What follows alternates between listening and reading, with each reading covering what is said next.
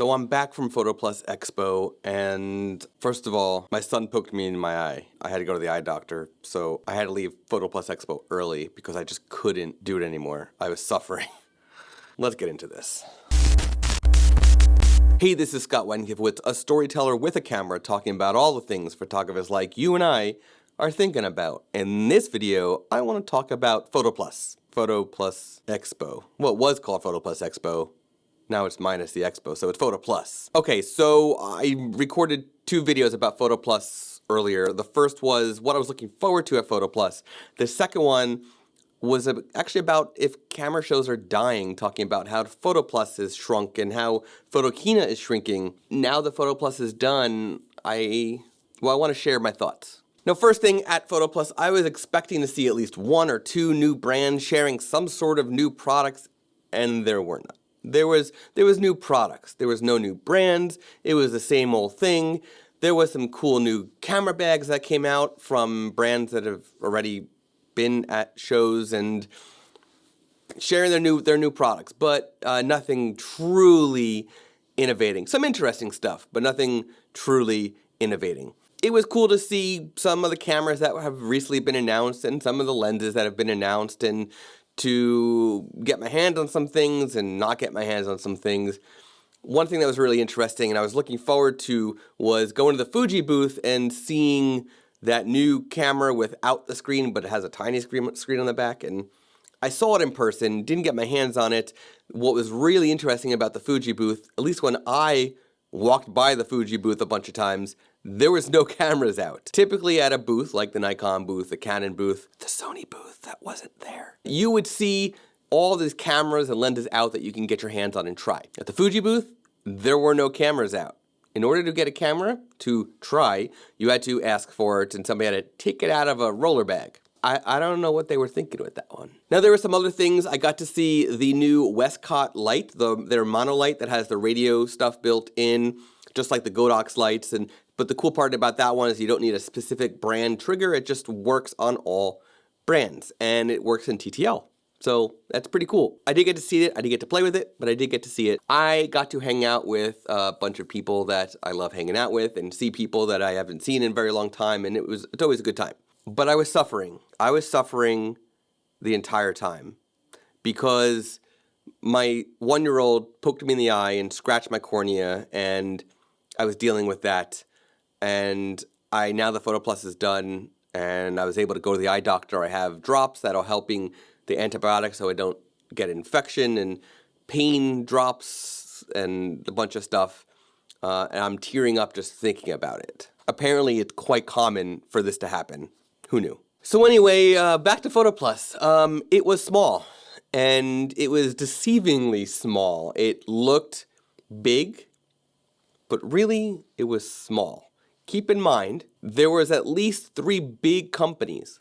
One with one of those giant booths, one with a smaller but still large booth, and one with a 20 by 10 booth. All were not there. Plus, there's a bunch of other companies that didn't come, like knockoff companies, like those brands that like take the tripods from Three-Legged Thing and then rip them off and make them cheaper, and a lot of those weren't there. There were a few of them, but not all of them. So what happened was there's typically like 1,200, 1,400, something like that aisles, 14 aisles, where the numbers are 100, 200, 300, 400, and so on. And at this show, the last 2 aisles were not there. So they took these portable curtains and basically curtained off the end of the room so it looks like it's bigger than it is.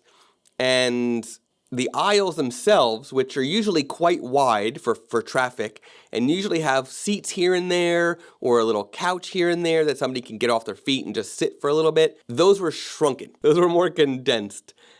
So, which made it look like it was more crowded, but really it was just people crammed together shoulder to shoulder because the aisles were more narrow. And another thing that happened is a back corner, which usually has some stuff going on, was also sort of not curtained off, but they made these tiny rooms, which were either meeting rooms or storage rooms for some of the booths that weren't actually at their booth. It was like separate storage rooms on the floor. It was very weird. So anyway, I got some footage from the floor, some cool things. I love looking at the Wacom Cintiq and new bags and stuff like that. It was nice to see some products that are great to look at and get your hands on and try. But the show was smaller, and I am afraid this might be the last year of PhotoPlus. We will see what happens. I really hope I'm wrong. I really hope that these camera shows keep going because they are fun social events. But most of the booths, most of these brands, there's no ROI. They don't make their money back from it. It's pretty much a face-to-face thing to get their name, their brand, and their people in front of people. I don't know what's going to happen, but I was disappointed in PhotoPlus. I was also suffering the whole time. So if my bitterness for PhotoPlus, this year's PhotoPlus, is really bitter, maybe it's partially because of dealing with my eye issue, but at the same time, I was hearing from other people saying the same thing I'm saying. So it probably isn't my eye issue. It probably is that people are seeing the same thing I'm seeing.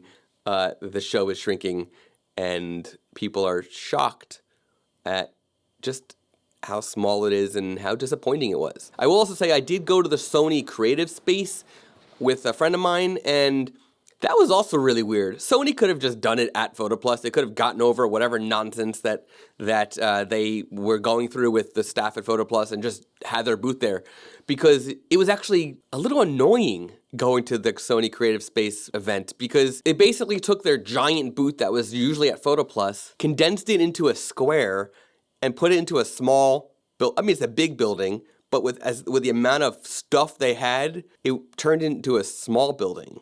So it was weird, and it was very packed, and again, it was hard to walk through, but they did have people speaking, and it was really nice. The time that I was there was a panel. This panel had D-Rock from Gary Vaynerchuk's crew. D-Rock's been Gary Vaynerchuk's videographer, personal videographer, for like 5 or something years. So it was cool to see him talk in person about different things with personal branding. I think the whole session was about social media and personal branding. So it was cool to see that in person and whatnot. But otherwise, there's sets for, if you wanted to, get some pictures with the Sony cameras. The sets were kind of cool. They went all out for that. But it was the space. They should have just done it at PhotoPlus. It would have been less cramped. But then again, maybe not, because PhotoPlus itself also felt very cramped. So I don't know. But this is my opinion on PhotoPlus. Camera shows in general, I have a feeling, are going downhill, and these smaller independent events are going to be on the rise, is my guess. We'll see. We will see. Thanks for watching. Hit that subscribe button so that you don't miss the next video. I publish new videos every Monday and Thursday. You don't want to miss it. And hopefully my eye is better in the next 4 days like the doctor said it will be.